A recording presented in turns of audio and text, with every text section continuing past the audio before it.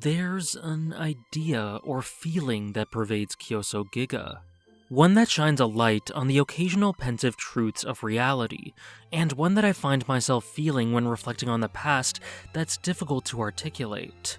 As pondered by the enigmatic Inari through musing upon Lewis Carroll's A Boat Beneath a Sunny Sky, what is life but a dream? As the years dwindle by, it really begins to feel intangible in our most melancholic times. I'm not in the middle of an existential crisis or anything, and I don't think about this often, but every once in a while I get a little introspective, and Inari's thoughts begin to ring true. What is life but a dream? One endlessly slipping through our grasp as we try to hold on to feelings and times long past. Like water escaping through cupped hands.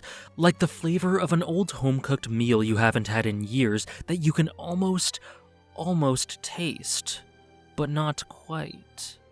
Inari has always struck me as extremely resonant. He's very odd, and many aspects of his character are intentionally left up in the air, but what is endlessly clear through everything he is and does is that he deeply longs for the happy times that he spent with his family, and that he hates himself.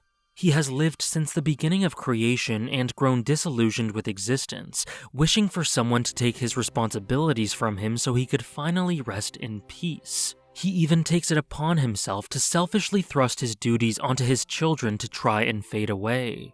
But in the process of creating the family that he ultimately tried to use as a tool, he found himself loving and learning of something worth living for.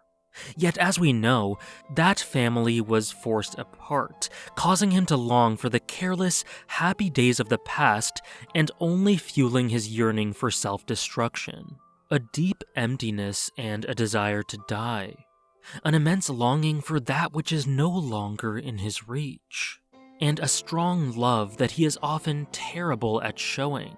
Unable to connect what is blindingly obvious to see why his existence is worthwhile, Inari is the epitome of contradiction, and I don't think that anyone, him included, is capable of 100% understanding the mess of the man that he is.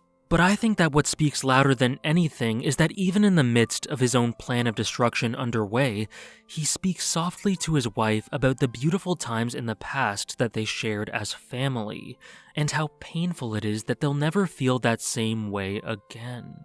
He says it. He loves his family, but he doesn't love himself. Abandoned and bewildered, left with a thankless duty by his father, he does the same to his own children and perpetuates this cycle of brooding aimlessness. Wandering through time, unsure of his purpose, his existence a contradiction, Inari is an immature lost soul with no idea of what to do with himself. But thanks to him being given the gift of connection by Lady Koto and the rest of his family, it is abundantly clear what he fails to realize.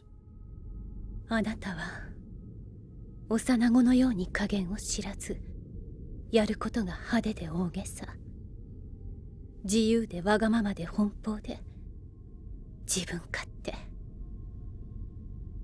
冷めきった人でなしのくせに甘えることも知っている傲慢な寂しがり屋。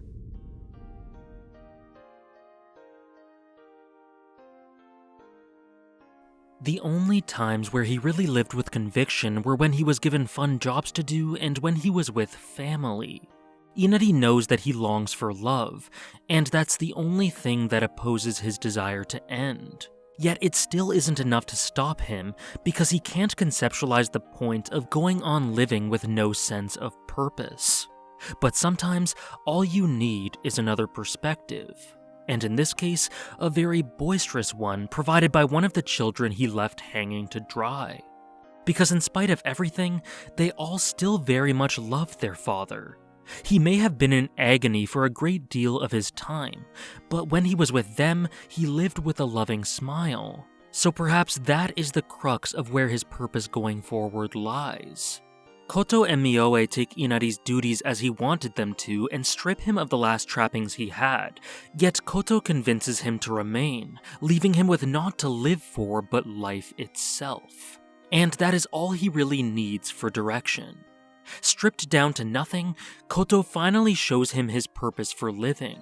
to simply take things day by day, spending time with the ones he loves. Just as Myoe doesn't really know if he wants to live, but decides to live anyway in the hopes that he'll look back on these times fondly, Inari finally begins moving forward in the same vein. As Kurama says, moving forward and embracing the future is not betraying the past, and if all we do is tread water in nostalgia, we will drown in melancholy and emptiness. The past is a beautiful place, but dwell too long and we can get stuck in it. We attribute weight to our old experiences because we feel that weight right now. But even if things in the present feel drab and empty in comparison, there is value in simply living and loving for the sake of living and loving. The times that really end up mattering later on in life are the ones spent fully in the present. The past never leaves us. It becomes ingrained in our souls and permanently molds who we are. And to continue to be able to look back in fondness at cherished memories, we have to continue to progress. It isn't an easy thing to come to grips with for the highly nostalgic like Inari, because we always seem to yearn for somewhere other than where we are right now. But family never really goes away, and those who remain will always be there in one form or another to help us take things day by day. Many thanks for watching.